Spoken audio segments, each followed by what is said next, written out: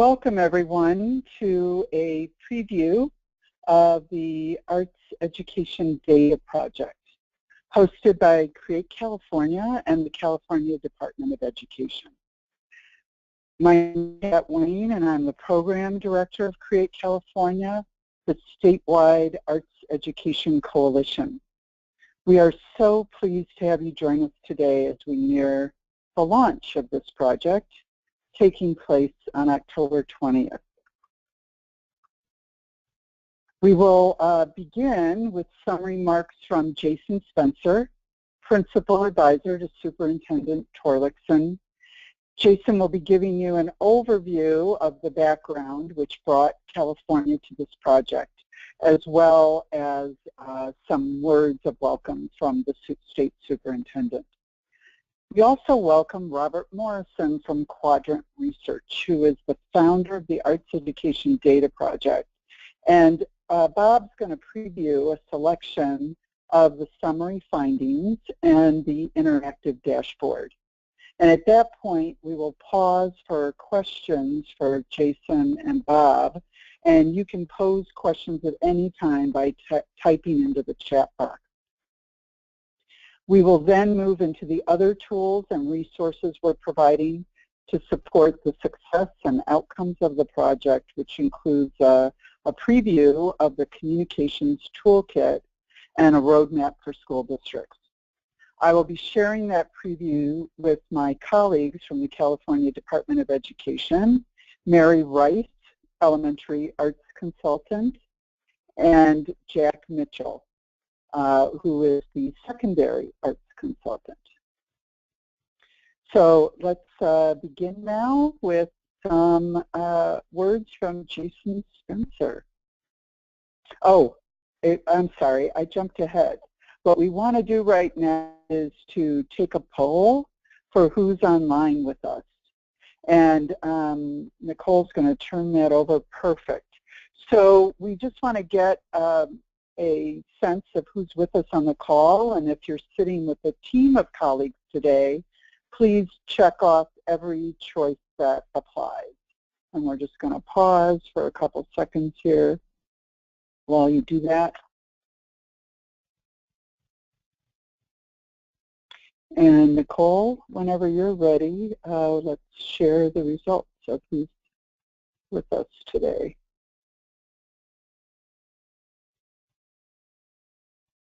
Great. Thank you so much.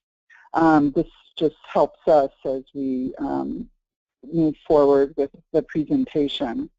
So now I'd like to welcome Jason Spencer, who not only is the Principal Policy Advisor to our State Superintendent, but he is the chair of this project for Create California. Jason. Thanks so much, Pat, for your leadership and everyone for joining us today. Along with Pat, we're really pleased to announce that the California Department of Education and our partners at Create California and the National Arts Ed Data Project, Quadrant Research, are launching this California Arts Education Data Project. And doing that is part of a suite of tools that really is designed to help increase participation in the arts across the state. The superintendent wanted me to share today that he really believes that this tool will support the work of the Arts Education Task Force and help realize the recommendations of the Blueprint for Creative Schools that was released in 2015, and that broad goal of ensuring that all students are able to reach their potential by our advancing an education model that promotes creativity and the arts for the workforce of tomorrow. It's really an exciting moment, and California is honored to be participating in this first cohort of the project, and will be the first state of the 4 to launch this exciting new online tool that's going to give us all a new visual representation of our arts education data statewide. It really is an exciting opportunity that's going to provide a baseline for districts to help us all understand and be able to provide more equitable access to arts education for all students in California. It will also help us provide the roadmap and the other tools that we'll talk about today will really assist schools in analyzing the data that we're going to see and moving ahead to provide access and increasing participation in the arts for all students, especially those that, as we'll see in some of the data today, are currently underserved. And we at the department and the superintendent really see this tool as being intended to support schools that have had to make tough, budgetary decisions in hard economic times over the last few years, but are working extremely hard to increase access to a broad arts curriculum for all students. It will also help us to locate where schools are doing arts education well and where arts programs are robust and learn from those successes. That's an important piece of this as well. Now, where this started, in 2009, the State Education Agency Directors of Arts Education, also known as CDA, started discussions about opportunities to collect data that we could use to see how we're doing in providing access and having students participate in arts classes and programming. So they started a national conversation. In 2001 or 2012, New Jersey embarked on work with Bob Morrison and his team at Quadrant Research to launch an arts ed data project that became the pilot for what is now going into this national project. And then in 2014, arts leaders at the California Department of Education and our Create California team engaged in conversations with Bob, and that was our partners at CSESA, the California Arts Council, the California Alliance for Arts Education, and the California State PTA, engaged with Quadrant and really embarked on California along with 3 other states, Ohio, Wisconsin, and North Carolina, who agreed to be the 4 states in this first cohort of the National Arts Ed Data Project. California will be the first of the 4 cohort 1 states that's going to launch the data. We'll be doing that next week on the 20th, as Pat mentioned. The other 3 states in cohort 1 will launch shortly behind California, but we will be the first to launch in this phase of the project. Bob will talk a little more about this, but the data in this project launch is from 2013-14 and 2014-15 CDE's required reporting system, CalPADS, which many of you are familiar with. That's our longitudinal pupil data system. And we'll continue to gather this data annually and be able to update the information you're going to see in the dashboard on an annual basis. It's important to note that the data in this project is from grades 6 through 12. It is secondary data only, as California does not require elementary schools to report this type of course level and instructor data. We didn't have 100% data at the elementary level, so this is just secondary data. That's an important point. And the dashboard that Bob's going to walk us through provides us interactive access to data about course descriptions and disciplines. It can be organized and analyzed from the state, county, and district level all the way down to the school site level, and we'll see what that looks like in real time here in a few moments. And now to review some of the executive summary and some of the key findings from the data, and then also provide a look at that interactive dashboard, I want to hand things over to someone who's just been an amazing partner in this work and really the backbone of this for many, many years, and that's Bob Morrison. And again, thanks, Bob, for your leadership and your role in this. Thank you very much, Jason, and welcome everyone to this afternoon's discussion. My name is Bob Morrison with Quadrant Research, and Quadrant is one of the 2 lead partners on the Arts Education Data Project. We work very closely with CDA, the State Education Agency's Directors of Arts Education, and their members across the country to develop this particular project. What I'm going to do quickly is just tell you about the data, and then we'll dig into it a little bit. The first thing to keep in mind is that the data does come from CalPADS from 2013, 2014, and 2014-2015 school years. It has course enrollment for dance, music, theater, visual art, arts, media, and entertainment, or AME, at the school, grade, and gender level.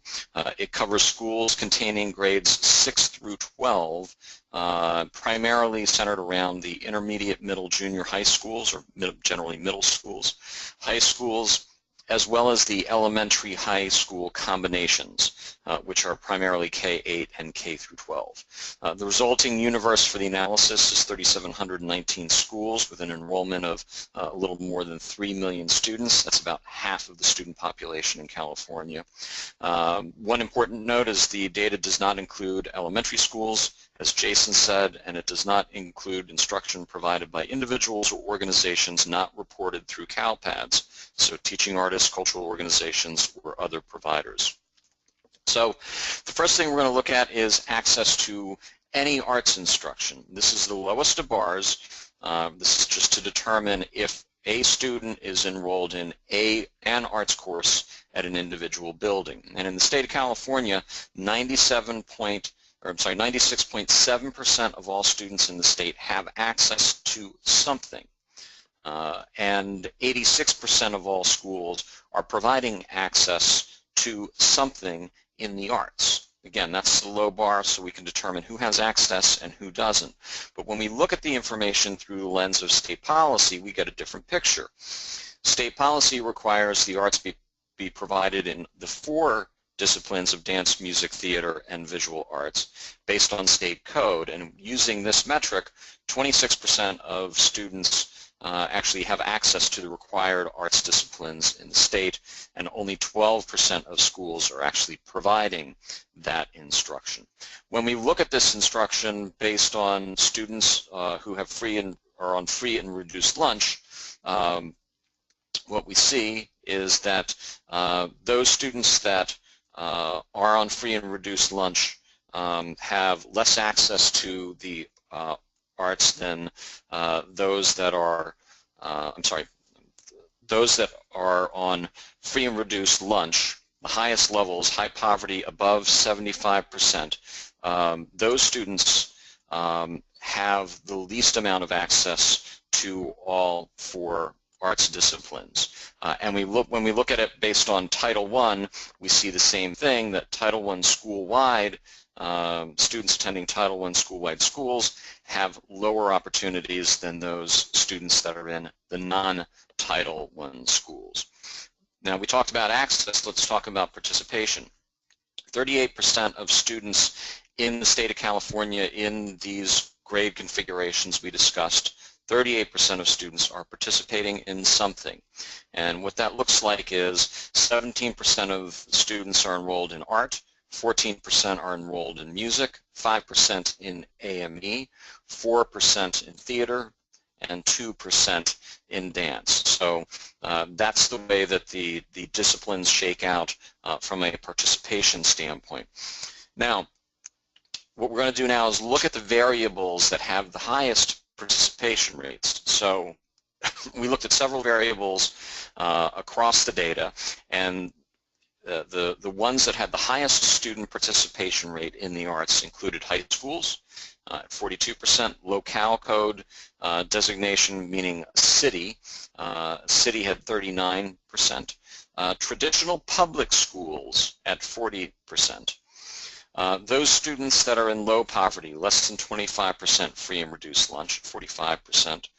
Non-Title I schools at 41%, and schools where the majority of students that are enrolled make up a race in the category of other. Here you see the state average of 38%, and you can see all of these metrics are above the state average. Now we'll do the same thing looking at variables with the lowest participation rates, and they include the elementary high school combination at 22%, the rural locations in the state at 35%, 27% for charter schools, significantly lower than traditional public, 35% on those in the high poverty, free and reduced lunch category, 36% Title I school-wide, and 32% in schools where the majority of students are African American. Majority of the student population of the school is African American. The other thing that we then looked at is, well, what's happening with these no arts students? How many of them are there?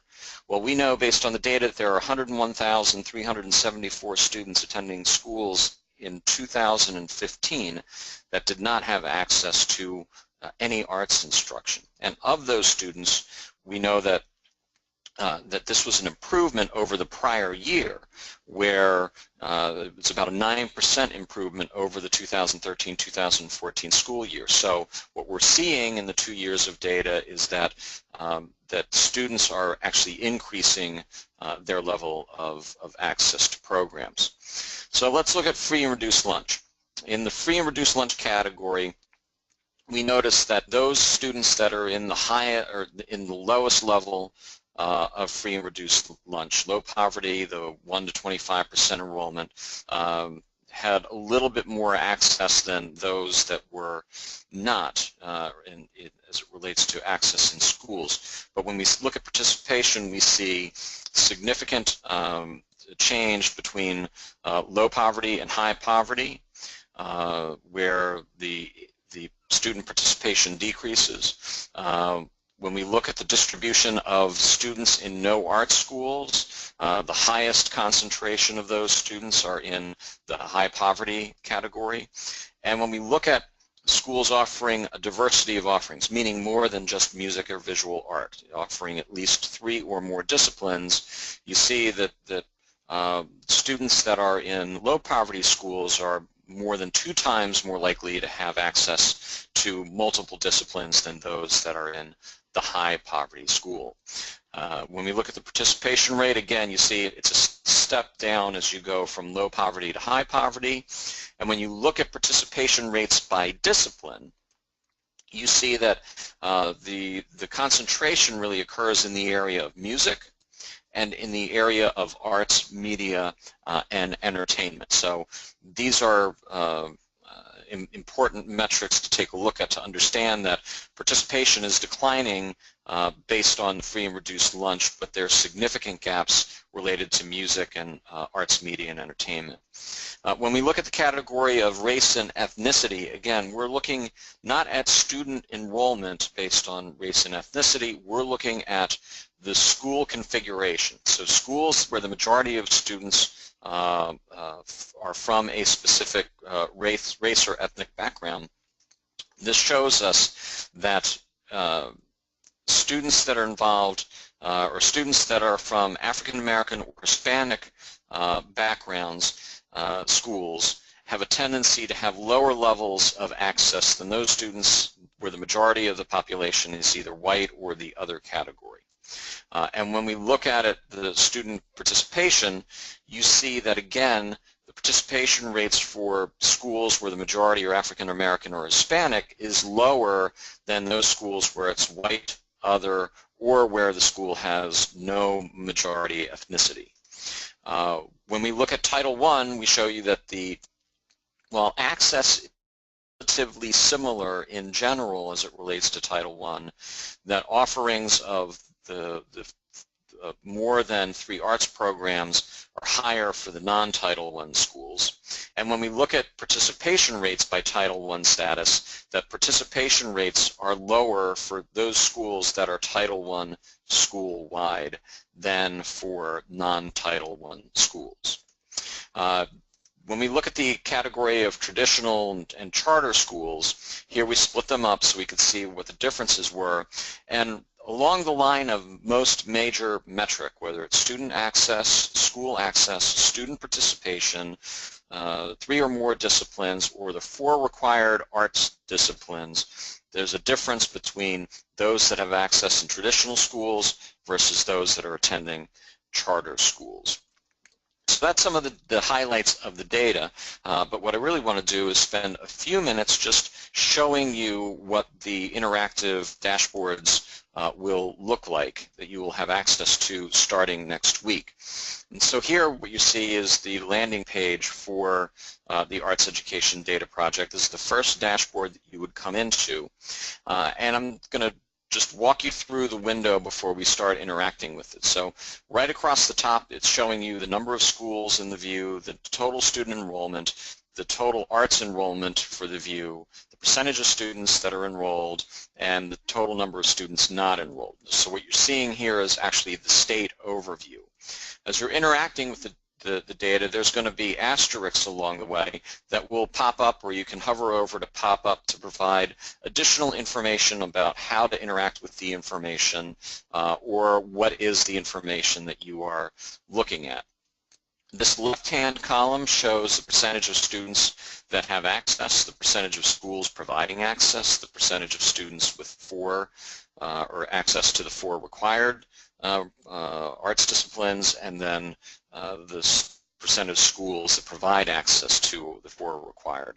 On the left-hand side, you have student participation rates based on school configuration, so high school, middle school, and the elementary high school combination.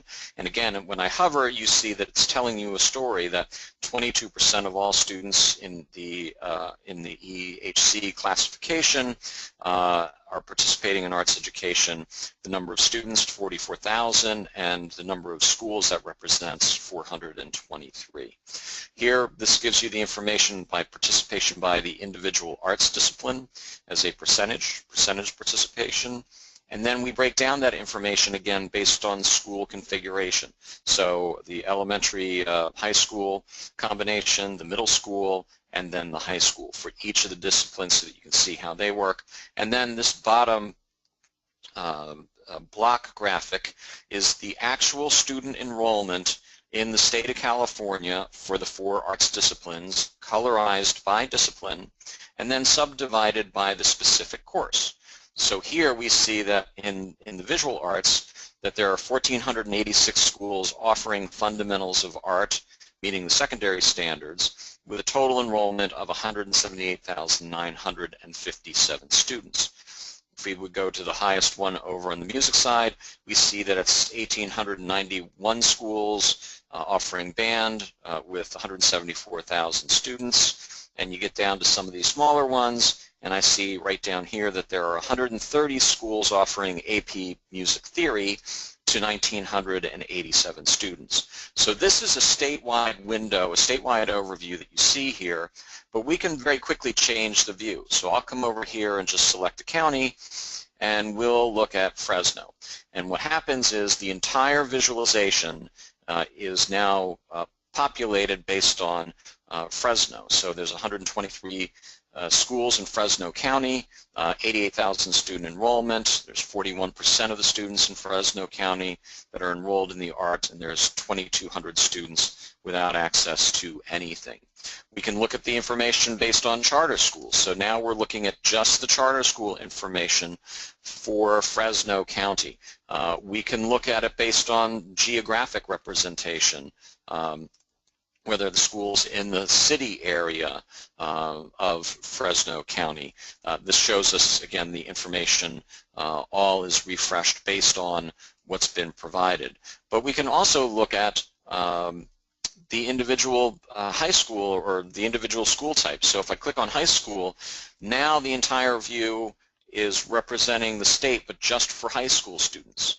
Or we go to middle school and you see that it's now refreshed for the middle school students. You can see how everything changes, or the elementary high school configuration. After playing around with this information, you can mix and match your various filters. So you can look at Fresno based on elementary high school combination, or just focus on the high schools and just focus on Fresno charter schools that are high schools that happen to be in the city locale. And all of that information there is now refreshed. So once you get your feet wet, what we have here is more of a district and school level detail visualization, where you have the map of California that allows you to hover over the counties to get information about the status of arts education in that county. You'll notice that the counties are colorized based on whether or not they are above or below the state average for the percentage of students enrolled in the arts, and that information gets darker the further away from the state average that you get.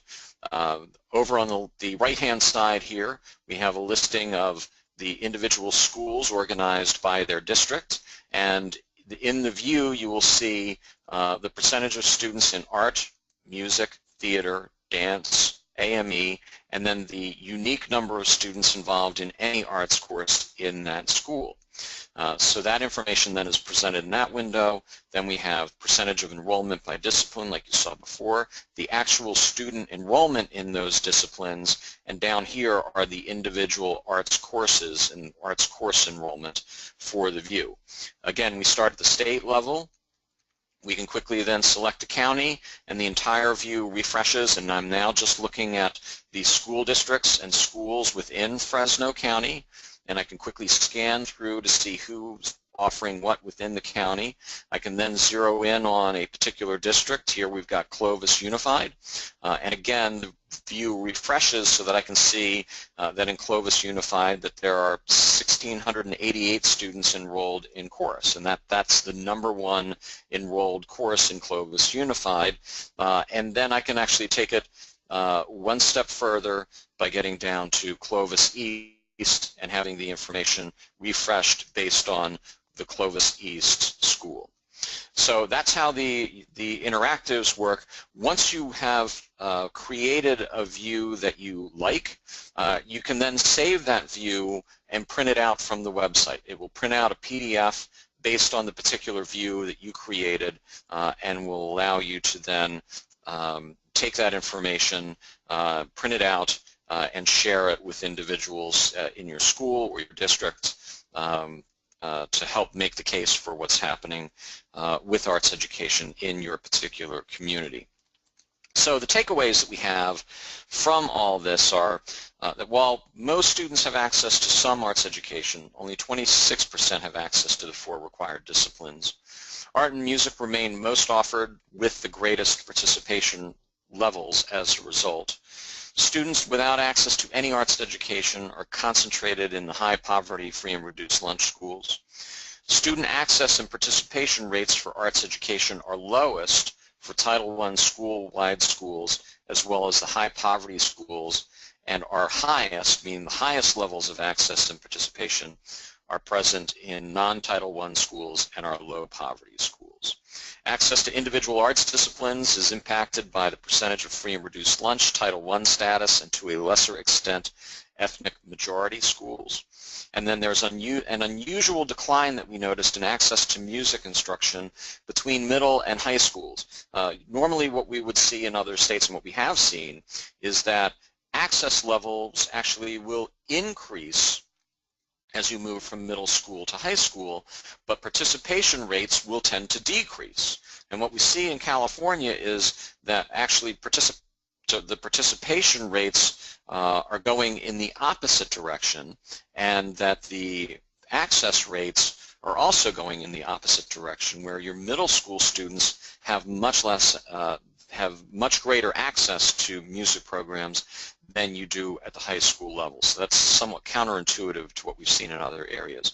And then charter schools are lower across all variables when compared to traditional schools. Now before we start taking any questions, I just wanted to give a shout out to our funders that have been funding the project at the national level, the William and Flora Hewlett Foundation, the NAM Foundation, and the Ohio Arts Council, as well as additional support from the National Association for Music Education and the Education Theater Association. And with that, I'll turn this back over to Sybil, and I think that she'll open it up so that we can answer any questions that you may have.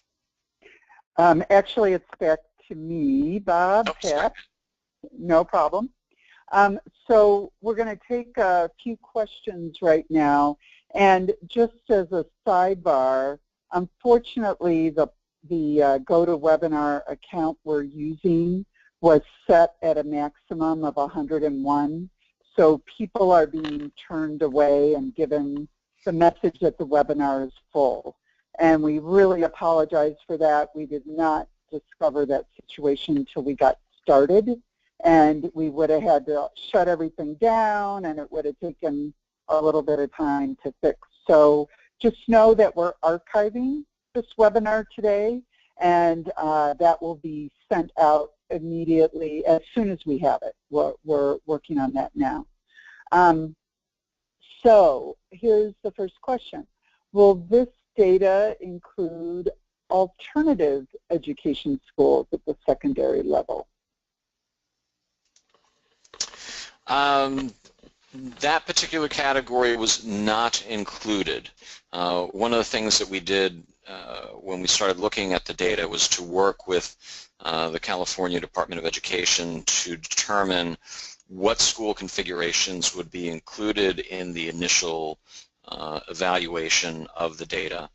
And the schools that we settled in on were the public and charter schools that were in the specific grade configurations that I outlined earlier. There are some continuation schools in that data because they fell within that. We didn't explicitly eliminate continuation schools, but to the degree that they went through the filter of the grade span that we were looking at, those were included. But I do not believe that any of the alternative schools were included in the analysis. Okay, great. Why isn't elementary data included, and will that be available at some point for K-5? Maybe Jason, you want to take that one? Yeah, this is Jason. I can take that one.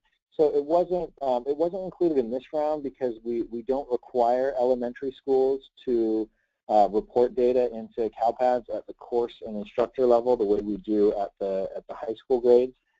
So there is some data in the system, but it's voluntarily reported, and it wouldn't be sort of statistically significant for us to look at that because there are so many schools that don't report, again, since it's just voluntary. Will it be included later? It really would need to be, that would be a decision of the legislature. It would need to be something for it to be reliable for this sort of a platform. It would need to be required reporting, and that would be something that the legislature would have to act on to require elementary schools to report that. Okay, great.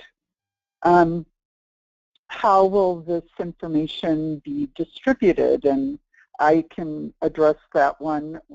It will be on the createca.net website, and we'll give you that website again further on in the webinar.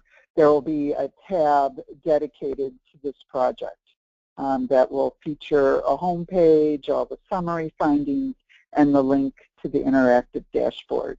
And when you go on there, you can discover your data as Bob already went through.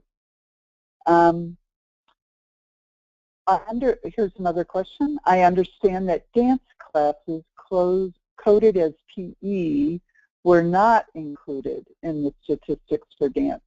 What can we do at the district level to make sure that dance counts for dance in the future? And I don't know if Jason or Jack, maybe, if you want to take that one.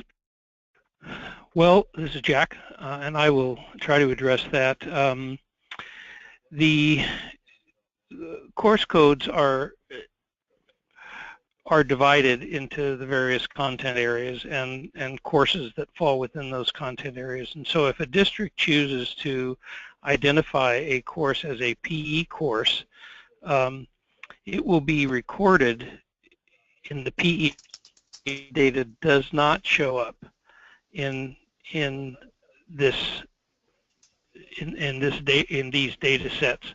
The same thing with English courses that are theater courses that are coded in English. For example, if you have a drama course, a literature-based course that is reported under English, that information does not show up in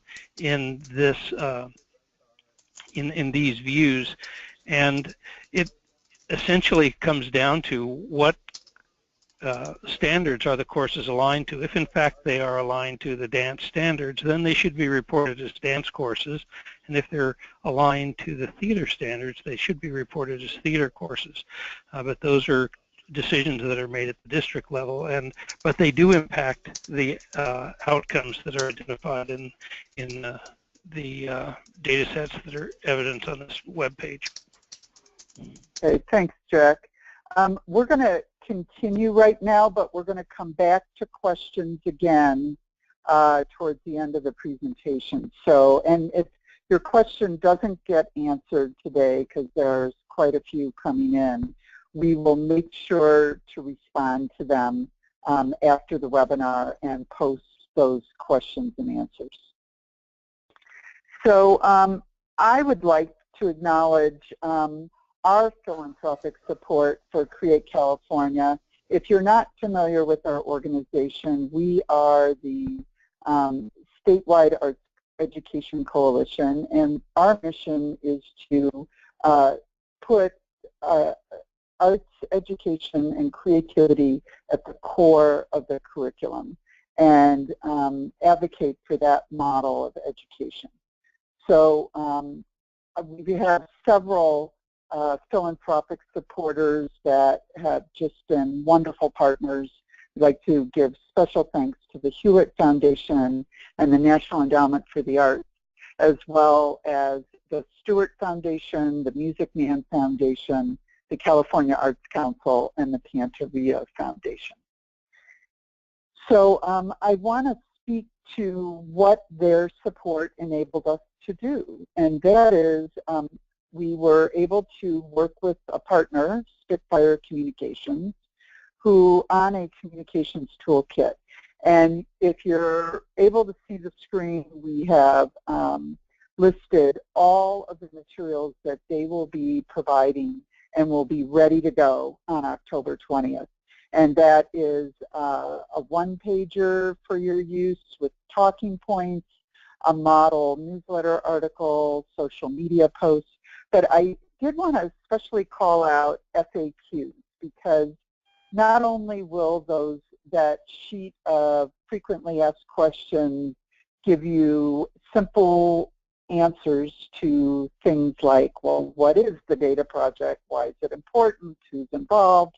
But it's also going to go into things like, how did we end up here? What historic factors contributed to the decline of arts ed in California? And why doesn't this effort include data from elementary schools? And some direction on what you can do if you think that your data needs to be put in any way. So in addition to that, Spitfire will be handling the media outreach. And so the media will be provided with a press release and access to the website on October 18th, and that will be embargoed materials that will position this project and the suite of tools that have been created to go along with it. Next, we want to give you a preview of the roadmap we've created, we've been working on the last few months, which consists of 4 components designed to support school districts. So I'd like to welcome my colleagues from the California Department of Ed, Jack Mitchell, Secondary Arts Consultant, and Mary Rice, K-8 Arts Consultant, to help me preview some valuable tools to assist your team as you discuss your data. And so we'll begin with Jack and then Mary as they share this presentation. Jack, back to you. Thanks very much, Pat.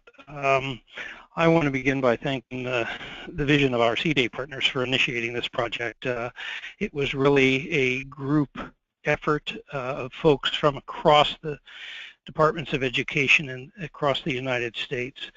Here in California, the overarching goal for each school district under ESSA is to offer a well-rounded education that includes high-quality arts instruction for every student. In order to make sense out of your district's arts education data, the team approach can be the most effective strategy, and so we're going to talk a little bit about making sense out of your data. Teams should include individuals with expertise not only in data analysis but also in arts education delivery, local arts education stakeholders, and district level employees who deal with data and arts education. For example, directors of curriculum and instruction, district data managers. You might also look to the County Office of Education arts leads in California, visual and performing arts coordinators in your district, parent leaders, principals, and key community arts partners. All of these people will play an important role in analyzing the arts data. It's also important to review the state, county, and district data to get a clear picture of your strengths and challenges, remembering that the baseline averages are calculated on statewide averages. To do that, you can go to the California Arts Ed Data Project website and explore information on the home page that analyzes California arts education. Examine the map of your county to review the status of all districts in the county, and then evaluate your district with regards to where you are in terms of arts education delivery. And when you do that, there are on the website some guiding questions that can help focus the conversation of the district arts teams. Questions like, are all students receiving equitable arts instruction and support? What patterns do we see emerging as we take a look at the data? What are the areas of strength in our district, and what are the areas that need improvement? What are some of the challenges we face? And it's important to keep in mind that the baseline data are state averages in each discipline. And so while you may be doing very well in a particular discipline, it may be that statewide that discipline is very under-enrolled. The example being theater in some areas and dance in other areas. But by taking the team approach, you'll be able to identify strengths and gaps in your district arts education program and take the necessary steps to address them. Mary's going to talk a little bit about evaluating the quality of your arts education programs. Mary? Thanks, Jack. This is Mary Rice, and hello everyone, and thank you so much for joining the webinar today. I'm looking at the attendee list, and we have 91 participants, so yay. We're so excited about the coming launch of the Arts Education Data Project. It's a first for California, and since we're the first one, it's a first in general. As Jack has just shared with you, it is a user-friendly visual representation of our secondary grades 6 through 12 visual and performing arts data. So once you have identified your teams and you have examined the data, the next step is to evaluate the findings. And that's what I'm going to be telling you about, evaluation of the arts education program. To help you do this, we're providing two great tools that will organize that process for you. These tools have been used by many districts to create strategic arts plans that are based on high quality, standards-based, comprehensive, and sequential elements. Additionally, the tool can be used going forward to evaluate your progress annually and revise goals and strategic plans. The first tool that we're offering is the Arts Education Program Questionnaire and Inventory, which will help your district team to identify the essential ingredients of an exemplary program. On the slide you see the areas that are covered in that questionnaire, and I'm not going to go into detail about them, but you can see that instruction in the 4 disciplines, assessment, administration, professional development, community partnerships, and facilities and funding are included. The information that you gather with this tool will help your team to identify the gaps and provide baseline information and areas of need for future planning. This will help you to make decisions about directing district resources. The second tool that we're offering is the rubric for district arts education programs. And this slide shows the first page of that rubric. It is a continuum that helps you in the planning process to identify where your district is in your visual and performing arts program development. It is organized into 3 tiers: emerging, basic, and exemplary. And this rubric gives detailed lists here, as you can see, of the minimum requirements at each tier. And so now I'm passing this back to Jack Mitchell, who's going to share with you the strategic planning process, which is the next step, and some useful resources. Thanks, Jack? Mary. Thanks. We're in California, excuse me, we're getting pretty good at data-driven planning with the local accountability plans that we've had in place for the last several years. And again, the team approach is the critical component. When creating a strategic arts plan, it's important to look at the goals of your local control accountability plan and be sure that the goals of the strategic arts plan are supporting that larger local control accountability plan. Many districts already have strategic arts plans in place, and we'll get a look at the feel for that a little bit later in a survey. But these districts can be valuable resources when you are creating your initial strategic arts plan. There are also a number of statewide resources that are available on the website to help you with creating an arts plan. The California County Superintendents Educational Services Association, which we all know as CSESA, has county and regional arts leads that can help identify resources in putting an arts plan together.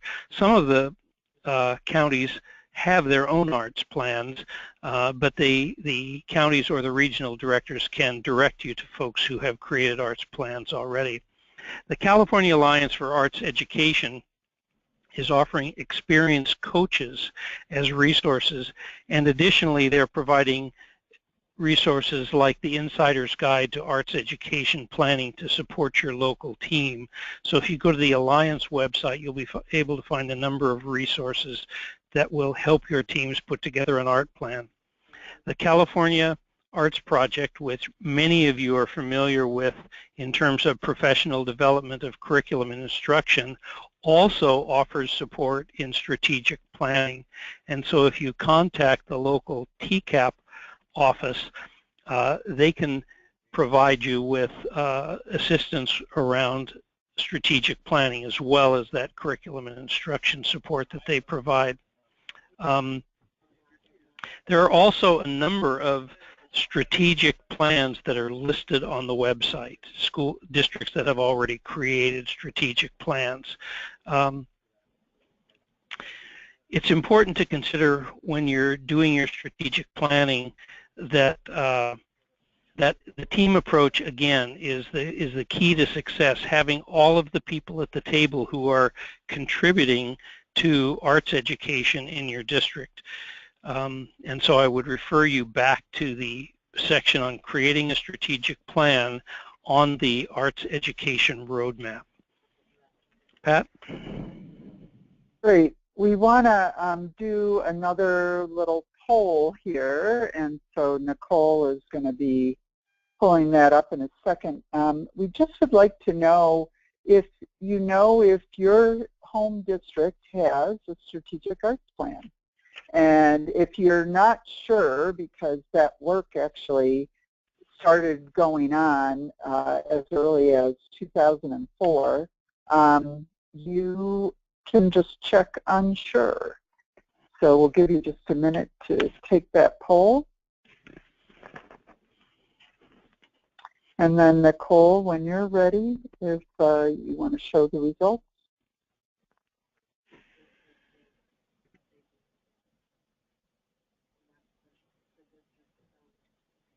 So almost half said they do have a strategic arts plan, and about 30% were unsure. If you know you have one and you feel like it's been updated and related to the LCAP, and you want to share it with us, we would love to put that up in the resource section. We have about 4 strategic arts plans up there right now that we were aware of. And again, that will all go live on October 20th. So back to you, Mary, to just go over the very last section of the roadmap. Okay, thanks, Pat. This is section 4 of the roadmap, and this contains frequently asked questions. The slide that you're looking at right here is, these are just 3 of the questions that are included on that page at the moment. about elementary data, the research supporting arts ed, and who do I contact. We will continue to add to these questions with answers and resource links as you submit those to us. But currently we have seeded the page with 7 questions covering these topics: supporting research, interpretation of data, sample arts plans, arts media and entertainment, LCAP connections, and causal relationships. So if your question has not been answered or will not have been answered by the roadmap, please contact myself or Jack Mitchell or Pat Wayne by email with your question, and we will respond, and also add your question to the frequently asked questions page. And actually, we're going to take a couple more questions before we close out. Before we do that, though, I just wanted to give you a couple of links here. One is you, at any time over the next few months after the launch or after this webinar, you can send an email to info@createca.net, and we are closely monitoring that, and we'll get back to you to respond to anything that comes up for you. This webinar is going to be archived. You can watch it on demand with colleagues. And then after the launch, the createca.net is the website where this will all live.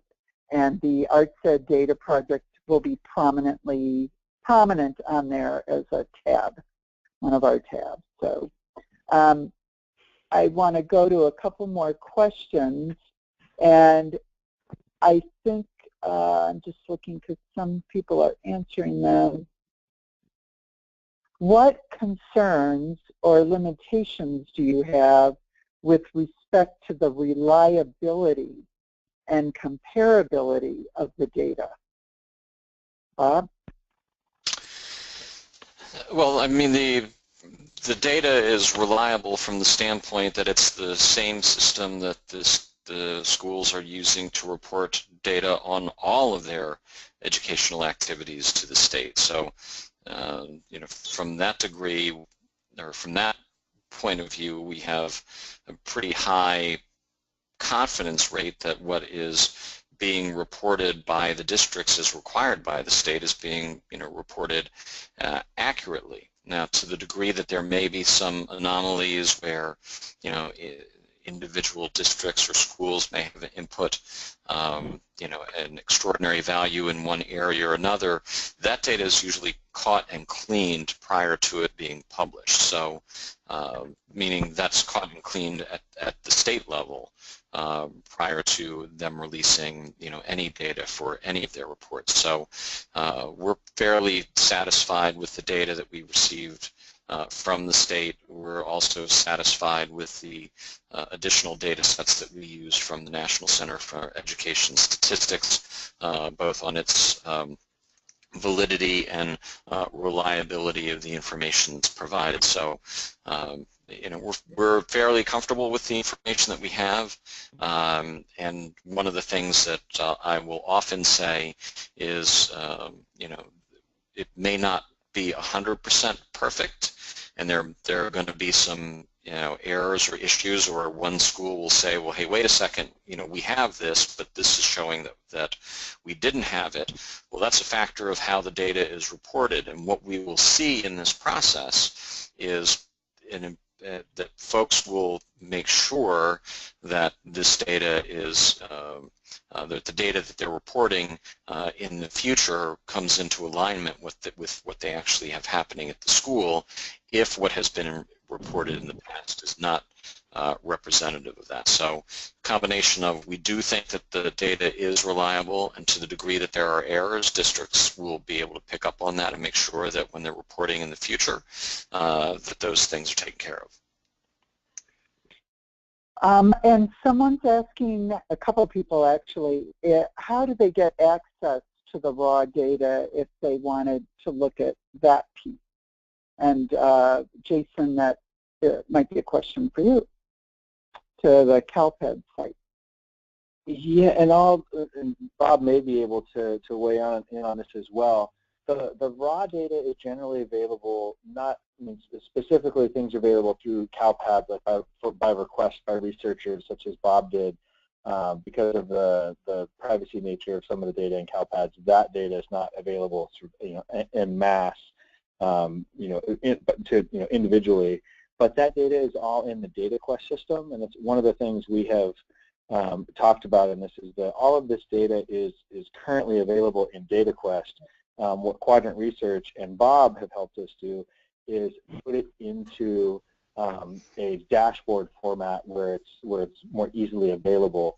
So Bob, I don't know if you want to talk about sort of the technical process of how you request data and receive those, and work with CDE to receive those data files at a researcher question or at a researcher level, but that would be a request for a specific purpose versus someone just being able to access all of the CalPAD's data. But again, the aggregate of that data is searchable in our DataQuest system. Yeah, and I think that any specific data requests for raw data need to go through the Department of Education. Because the way that we're operating this project across multiple states, we are under pretty strict guidelines on how we handle data and how data is made available. So it's our policy not to release raw data because it's not our we don't have the authority to release that data.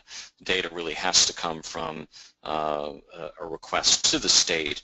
And that said, the data format that is available through the system is not necessarily the most user-friendly. So it takes some work to reshape the data to make it, workable depending on the type of analysis that you want to do. But for someone that's interested in accessing the raw arts education enrollment data, that would be a request that would have to go through the California Department of Ed. Right, and this is Jack, and I would say that a number of you are familiar with that DataQuest system, and that system is the reports is the traditional way of reporting, of sharing that CalPADS data, and that's the data that's submitted from your district. And so it's important to remember that a lot of the data decisions are made at the district level. The question earlier regarding courses that are recorded as PE courses but are in fact aligned to the dance standards, that's a local control decision, and there's no way for us, once your district reports that information as PE, for us to discern that it's dance. And so I would say that when researching the validity of data, it's best to begin at the local level, but I would be more than happy to help anyone work with the DataQuest system to try to identify particular data sets that can be gathered through that system. I'll do one last question as we just have a couple minutes left. Is there any guidance or context for the goals for course enrollment? I mean, we know what the Ed Code says, but it really, people are wondering about what's our target for participation. And I will let you decide who's going to speak to that. Jack, Jason, Mary? Well, I can start out with that because I don't believe that the state is going to be setting these expectation levels, but I think that leaders of schools and districts who are interested in making sure that all of our students have access and do participate in the 4 disciplines of the arts that are mandated in the Ed Code will be hopefully aiming toward 100%. And so I don't think that we're going to be setting any levels or expectations, and we're looking for the maximum participation that we can get.